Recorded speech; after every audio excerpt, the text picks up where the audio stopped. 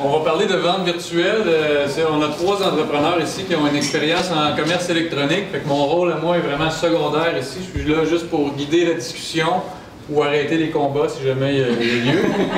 Mais on va commencer, on est quand même un petit peu serré dans le temps, donc on va commencer tout de suite par un premier tour où ils vont nous expliquer c'est quoi leur entreprise, puis quelle a été leur première démarche au niveau du commerce électronique.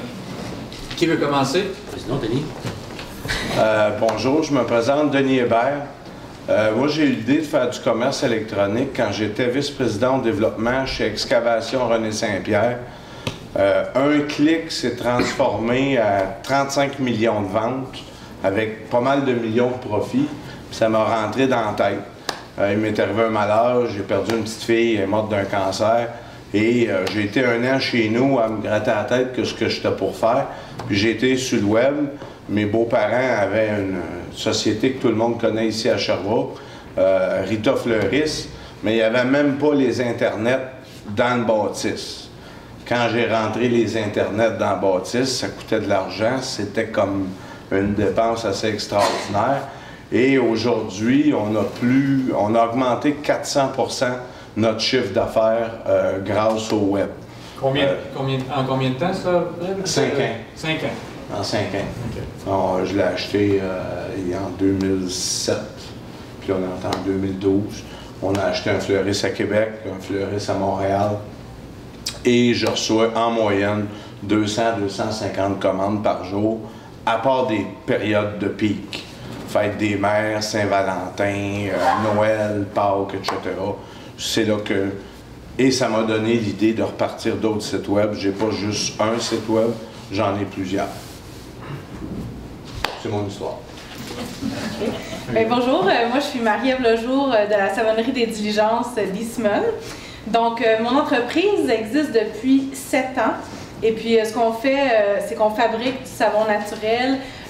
On distribue dans des points de vente. On a 75 points de vente. On n'a pas d'entreprise de distribution, donc avec une petite PME familiale, on est une équipe qui varie entre 4 et 5 personnes selon les saisons. On assure nous-mêmes la distribution. Et puis, on fait aussi de l'accueil touristique et on est super fiers parce que cette année, on a aussi gagné un Grand Prix du tourisme pour les cantons de l'Est. Merci. Et puis, donc c'est ça, le web pour moi, ben, ça s'est toujours un petit peu inscrit.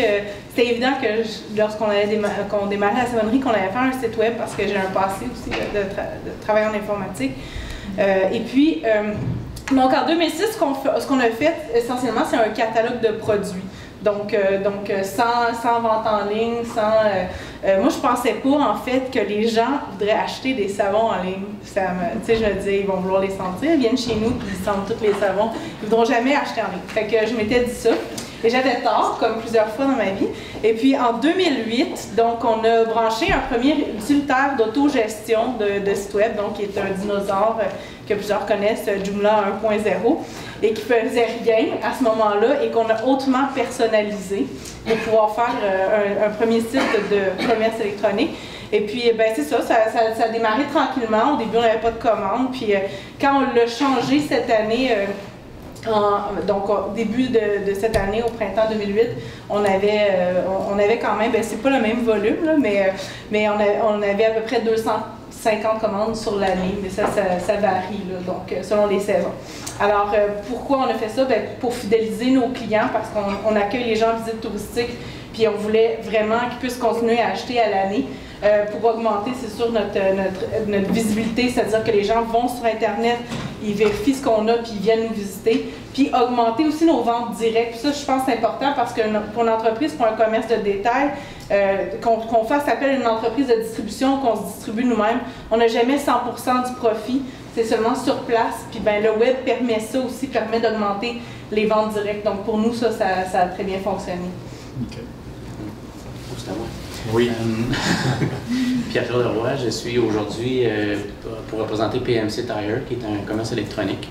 Nous, on vend des pneus, on le dit dans le nom. On a commencé, en fait, mes 2 partenaires ont commencé le site il y a 4 ans aujourd'hui. Ça a commencé comme plusieurs petits projets web. C'est un des 2 là, qui faisait ça dans la cave chez eux, sur son ordinateur, puis, etc. Ça a commencé comme ça. Puis ils sont venus présenter le projet dans le temps sur Jeunes Promoteurs. C'est un projet pour du financement. Puis c'est là que je les ai connus. Puis j'ai fait comme M. Remington, peut-être que certains sont assez vieux pour comprendre la joke. J'ai tellement aimé la compagnie que je l'ai acheté. Donc je suis devenu partenaire du projet avec eux. Puis de là, on a démarré. Jadis, le projet s'appelait lespneuxmoinschers.com. Là, on voit déjà que c'est compliqué. On devait dire lespneuxmoinschers.com avec un S à tous les mots pour qu'on nous trouve. On a fait un an comme ça. Moi, j'ai dit non, on change ça, c'est trop compliqué, etc. On est devenu PMC Tire après de longues recherches. PMC pour pneus moins chers. Tire parce qu'éventuellement, on visait le marché anglophone. On a changé la plateforme de commerce électronique. On est en constante évolution. On est parti d'un chiffre d'affaires de la première année à une trentaine de mille. À aujourd'hui, on parle de millions de chiffres d'affaires. Cette année, jusqu'à maintenant, notre saison qui vient de démarrer, là, je me suis permis d'être ici aujourd'hui, mais je me suis arraché de mon travail ce matin parce qu'on est dans la haute saison. Puis en plus, aujourd'hui, on vit actuellement une augmentation de chiffre d'affaires de 3 fois notre chiffre d'affaires de l'année passée. Donc, on la trouve dure, mais on la vit bien. As-tu des cues pour nous autres? Quand est-ce que la première neige va tomber? On est effectivement très affecté par les annonces de température. La semaine dernière, à quelque part en Abitibi, je pense, je me souviens plus exactement, là, on a annoncé de la neige qui a resté le matin. Ben nous, là, ça racane, on a eu du chiffre d'affaires incroyable. Là, ça joue. On fait juste en parler dans la météo dans les 2 prochaines semaines, puis déjà, tout se met à branler chez nous. Là. Fait que tu mentionnes que tu as réussi à t'arracher. Ma prochaine question, c'était dans le fond, quels ont été vos plus gros défis pour mettre ça en place, ou même au quotidien, quels sont vos plus gros défis? Fait que le temps en est un, si je comprends bien, mais peut-être me parler de vos défis. Ben, le plus gros défi, dans notre cas, en tout cas actuellement, notre plus gros défi, c'est de gérer la croissance qui est arrivée trop vite. Surtout cette année, on a vécu des grandes croissances, bien entendu, mais on partait de rien. Fait que partir de rien puis grandir, on a encore la capacité sur 3 têtes à absorber la charge et tout. Mais là, on a comme atteint le maximum de ce qu'on était capable de faire, nous autres, juste à 3. Cette année, on a engagé une personne qui est à temps plein. Mes 2 partenaires travaillent jusqu'à 10h30, 11h à gérer des commandes parce qu'on en fait tellement que on finit plus, là. Puis, mon problème personnel à moi, c'est ma plus grande difficulté, c'est de revenir chez nous et de sentir le pneu, là, mais ça... Ben, moi, si je peux me permettre, dans les périodes de pointe comme ça, nous, on est obligé de faire 24 heures par jour. Puis, des périodes, ils rentrent une commande aux 10 secondes. Là, mais contrairement à toi, nous autres, notre moyenne est beaucoup plus basse. C'est 65, 80 piastres. Fait que pour faire un gros volume, ça prend beaucoup de commandes. Fait que à la Saint-Valentin, je pense que j'ai mon associé qui est avec moi ici. C'est fou, c'est une commande aux 10 secondes qui rentre, qu'il faut traiter. Puis là, il faut qu'un fleuriste traite. Fait que c'est un défi de temps. Les autres sentent les fleurs. Pardon? Oui, c'est ça. Moi, je suis un fleur, mais on les sent même pas, on sent du papier. Bon, ben, évidemment, moi, je sens le savon. Donc, mon défi à moi, parce que c'est moi qui gère le commerce électronique et aussi le marketing et aussi les ventes, c'est de me cloner, mais ça, c'est, en tout cas, c'est pas tout à fait au point encore. J'ai réalisé l'ampleur ou la grosseur qu'avait mon site web au moment où je l'ai migré sur une autre plateforme. Je l'avais fait petit à petit, on ajoutait des pages, on ajoutait des produits, on ajoutait du contenu.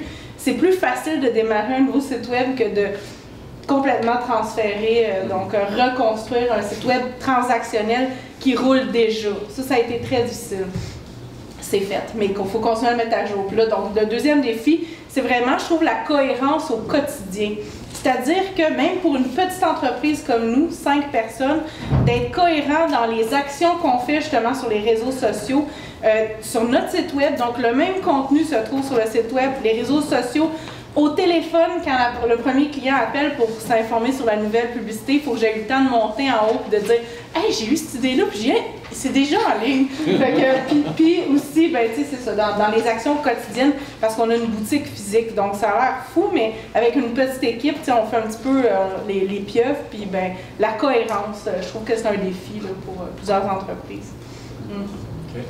Au niveau, quand on a des clients qui viennent nous voir pour du commerce électronique, ils ont toujours un paquet de questions sur comment on réussit à gérer le transport, le paiement, ces choses-là. Comment vous avez adressé ces problèmes-là de votre côté? Peut-être sans rentrer dans les détails techniques, mais quelle plateforme vous avez évalué? Puis quels seraient les avantages que vous tirez à utiliser celle que vous utilisez aujourd'hui? Ben, moi, le plus gros problème que j'ai eu, c'est le fait que mes produits sont gros et pesants. J'ai donc des difficultés techniques qui sont reliées juste à la taille de mon produit. On parle de 15, 20, 25 livres. Je suis limité parce que si je voulais, on aurait pu aller très facilement avec UPS, comme avec d'autres commerces électroniques, on va vers UPS, vers Post Canada, etc. Moi, je peux juste pas y aller. UPS sont limités à 150 livres. Donc, la majorité de mes commandes ne font juste pas, ils les prendraient même pas, d'une part, puis d'autre part, ça coûte trop cher. Parce que c'est calculé au poids volumétrique, là, le transport. Fait que j'ai été obligé de me verser vers d'autres choses. Fait qu'on a trouvé un transporteur qui fait du transporteur de gros, qui a accepté de faire de la livraison chez Monsieur, Madame, tout le monde, parce que c'était pas dans leur coutume. Puis de ça, on travaille avec une plus petite entreprise qui a un logiciel sommaire de gestion du tracking, etc. Puis là où on est rendu, les gens veulent savoir immédiatement où est-ce qu'ils sont rendus mes pneus, ils sont-tu partis, où c'est qu'ils sont rendus. Puis là, ben, comme on ship rendu partout au Canada, ben, des fois ça prend 3-4 jours avant que ça se rende. Bien là, 3-4 jours, ben, on reçoit des emails, puis là c'est nous autres qui est pris pour... On prend la charge finalement de ce qu'on n'a pas comme outil provenant de notre sous-traitant. On le prend en service à la clientèle dans l'autre façon. Fait qu'on vit cette charge-là beaucoup. Fait que tout ce qui est règles de transport, ça c'est un bon défi chez vous. Oui, puis on part avec une feuille Excel, là, avec la liste des codes postaux et tout ça. Là. Ça c'est à nous autres la charge de développer une application de notre côté pour faire le calcul des transports, parce que les autres ils ne l'offrent pas. Là. Okay. C'est un gros défi. Ben, nous, en fait, c'est assez simple, là, je dirais. On a un site web qui est maintenant avec PrestaShop, puis on a un module connecté Post Canada, mais on n'utilise même pas les règles de transport parce qu'on a établi des règles fixes. Donc, ça pourrait être une façon, là, s'il y a des gens qui ont des produits à vendre qui ne sont pas compliqués, qui peuvent être envoyés par la poste, d'établir un barème de prix avec tant de dollars d'achat, 75 $ d'achat, on calcule que nous, c'est OK, on peut expédier partout au Canada. Puis là, à Noël, comme en ce moment, on fait une promo avec 40 $ d'achat. Donc, tant qu'on se limite au Canada avec notre infrastructure, donc c'est assez simple. Mais quand on va venir connecter le module États-Unis cet hiver, on n'a pas eu de gros défis. Pour ma part, il y a 23 000 fleuristes au travers de l'Amérique du Nord. En 2011, on était ranké 19e. Okay. Et le défi, nous autres, c'est qu'on a 4 heures pour livrer les fleurs chez le client.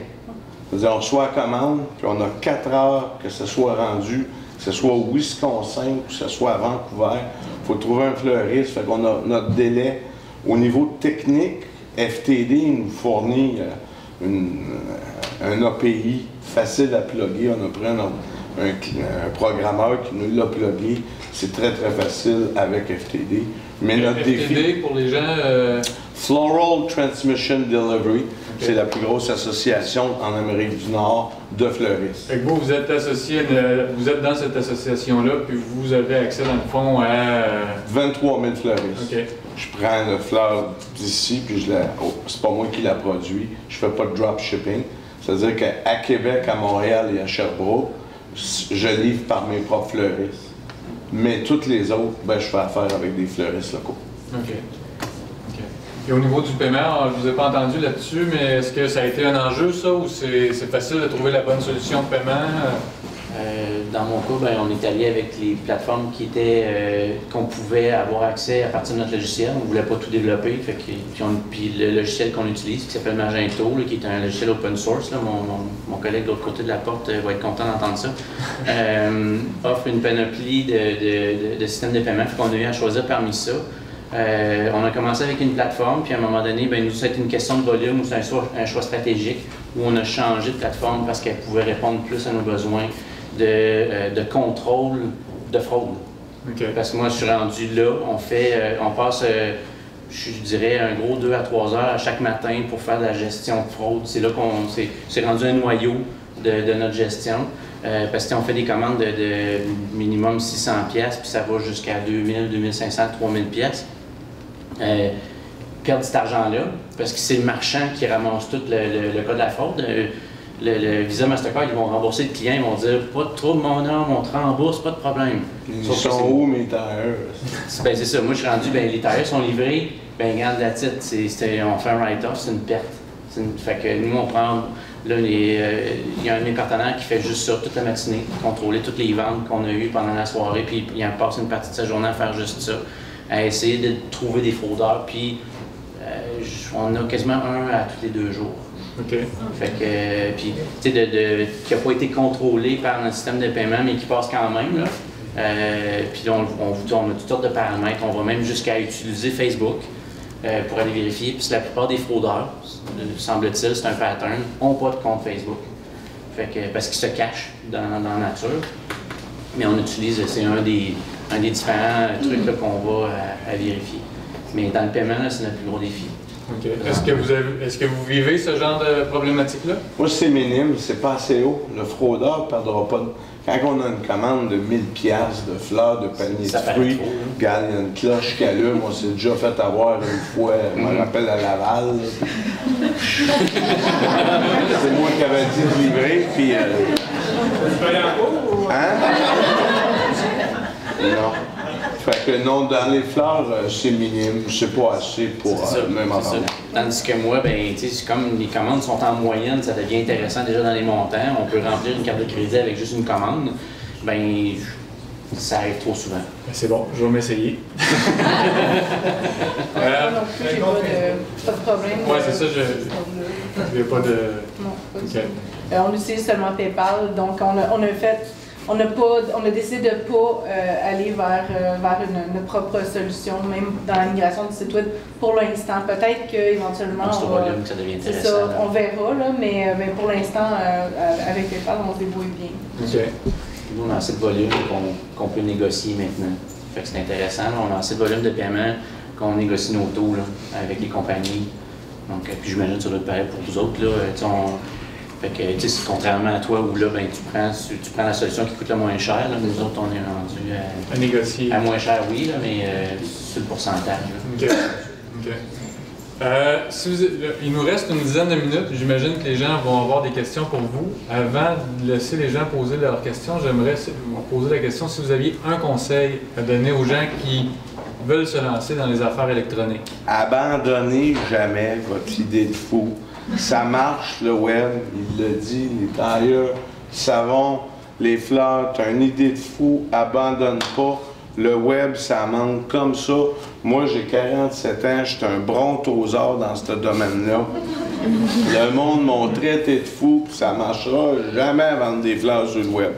Aujourd'hui, ben, je vous dis que ça marche, puis j'ai développé une technique, puis une façon de faire un peu différente, mais beaucoup semblable à ce que Diane nous a expliqué tantôt. Bravo à vos idées de fou, lâchez-les jamais. Oui, ben, je suis bien d'accord avec vous, puis dans le fond... Avec vous, je suis plusieurs, moi. Si vous n'avez pas encore de site web, c'est vraiment le moment. On parlait quoi, que 10% des entreprises québécoises ont une boutique en ligne. Ben là, c'est vraiment le temps de mettre la vôtre. Là. Moi, ce serait mon conseil. Moi, ce que ça a permis aussi dans la migration de mon site web avec le nouvel outil, c'est de recueillir des données sociodémographiques sur mes clients. Fait que j'avais le feeling que ma clientèle fidèle, c'était plutôt les 30 à 45 ans que que les 45-65 qu'on visait vraiment au départ, les baby boomers, on était sûr qu'elle allait nous faire vivre. Mais finalement, je me rends compte que ma clientèle fidèle, ceux qui répètent, ceux qui achètent, ceux qui se lavent qu'avec nos savons, c'est les 30, 45, 50 ans. Et puis, c'est en train de changer la façon. Moi, je pense qu'on a une révolution technologique dans les dernières années. Je pense que là, la plus grosse révolution, ça va être au niveau du commerce de détail, la façon dont on va se procurer les produits. Tu sais, maintenant je suis au cours de gym, j'ai mon iPad, j'ai la fille à côté de moi, elle m'explique « Ah, telle compagnie, j'ai acheté telle chose. » Ben là, je m'en vais là, puis je m'en vais l'acheter, tu sais, pendant le cours de gym. Il faut comprendre ces achats-là, c'est à nous d'aller vers eux, puis pas de se fier qu'eux vont venir vers nous. Fait que ça, c'est mon conseil. À moi maintenant. Tu peux ne pas avoir de conseils. Non, mais je pensais en même temps que j'écoutais. Si j'en ai un, c'est, ben oui, il y a l'idée de persévérance, je pense, mais aussi dans le sens que c'est beaucoup d'investissement. Moi, ça fait 3 ans ça fait 4 ans, j'ai dit tantôt, moi, je suis à ma 3e année. On a commencé à se payer l'année passée, là, puis on travaille à temps plein dans le projet. Pratiquement à temps plein dans toutes mes pratiques. Fait c'est juste dire, il y a un investissement, mais nous, on a choisi de le faire aussi sans mettre des gros sous, puis payer des grosses agences, puis avoir des gros financements. On a tout mis à la sueur de notre front. Mais, tu sais, somme toute, on a peut-être mis 80, 100 000 piastres équivalents là, en frais externes, puis en notre temps à nous. Il y a un investissement, mais tu sais, mon 80 000 piastres ou mon 100 000 piastres que j'ai investi, bien, on le récolte maintenant après 3 ans, après 4 ans, en vendant beaucoup. Fait que, il faut tenir compte aussi qu'il y a une courbe de croissance. On commence très bas, la ligne est longue, puis à un moment donné, ça finit par décoller. Il ne faut pas désespérer avant que ça décolle. Puis il faut continuer à investir. Il faut investir, comme Diane disait, dans les médias sociaux, tout ça, dans notre clientèle. Puis investir dans notre plateforme, dans notre service à la clientèle. Aujourd'hui, le web, c'est plus juste une question de prix. On n'est pas les moins chers, puis on est probablement, on est les leaders dans le marché. Fait que c'est plus une question d'aujourd'hui. Avant, on pensait que le web, c'est pour le moins cher, et puis maintenant, c'est pour ça qu'on a changé de nom, on n'est plus les plus moins chers. Des PPC. PMC. PMC. Oui. Pneus moins chers. Pneus plus cher. PPC. Non, c'est vrai. Est-ce qu'il y en a qui ont des questions pour nos panélistes? J'en ai une. Justement, Pierre-Claude t'a parlé pour le prix de moins cher, c'est plus nécessairement l'absolu. Mais est-ce qu'il y a une stratégie de prix, justement, là, pour les ventes en ligne? Ah, bien, clairement, c'est sûr.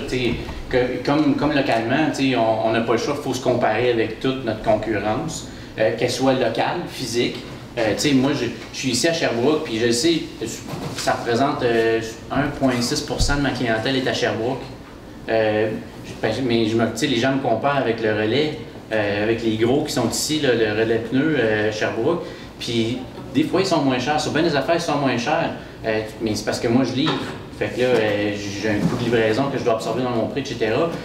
Mais somme toute, ce qu'on a fait cette année, c'est qu'on a regardé l'ensemble des prix et on a dit on peut pas être les moins chers. Il y en a qui prennent des loss leaders, qui vont choisir un prix, puis on regarde qu'ils sont sur le cost. Là, ils ne peuvent pas être autrement que sur le cost.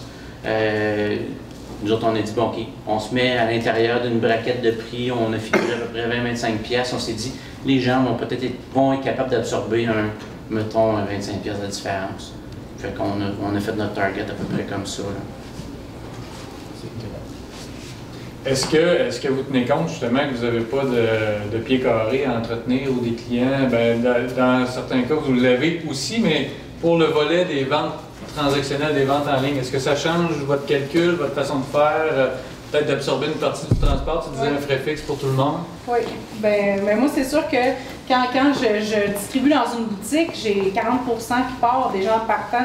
Fait que je peux me permettre un petit peu plus d'extravagance. Mais il faut faire, en ligne, en offrant des fois des petits bonus, mais il faut faire super attention parce qu'on ne veut pas non plus devenir une entreprise qui se définit, ou en tout cas qui offre tout le temps des rabais puis qui devient comme une entreprise à bon marché. Fait qu'on ne veut pas faire du tort à notre marque en offrant tout le temps des rabais.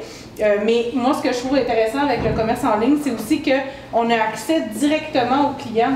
On s'en va chez eux. Fait moi, je m'arrange pour que tous mes paquets qui voyagent, ce soit comme vraiment des cadeaux sais, on a accès directement au foyer des gens. Donc, quand ils reçoivent ça, là, ils sont émerveillés. Il y en a qui m'appellent « Merci, j'ai reçu mon colis, je me sens de telle façon. » Fait que, ça nous permet d'avoir une fois les ventes directes et d'avoir accès. Donc, d'établir un contact par les produits, par la façon dont c'est packagé. Ça, je trouve que c'est vraiment intéressant. Okay. Est-ce qu'il y a d'autres questions sur le commerce électronique? Peut-être plus Marie-Ève, merci. Je savais que c'était pas Marie-Claude. Marie-Claude, c'est moi. Mais en termes de lorsque ton produit, par exemple, peut être affecté par la chaleur ou si tu t'exportes les douanes, tout ça, est-ce que tu as eu des problèmes? Bien, je me concentre vraiment au Canada. J'ai eu quelques expériences à l'étranger, mais à ce moment-là, ça s'en va par bateau, puis le client accepte le risque. La chaleur, c'est vraiment une problématique quelques semaines durant l'été. Donc là, on fait attention que pas faire partir les colis le vendredi, puis qui passent la fin de semaine au bureau de poste. Mais je dirais que c'est pas vraiment une grosse problématique parce que les produits sont plus stables. C'est pas de l'alimentaire, là. Fait que sont quand même capables de... Ou des fleurs. Ouais, ou des fleurs. Ouais, c'est ça. C'est pas trop un gros problème. D'autres questions? Je pense qu'on est dans... Merci, oui, parfait.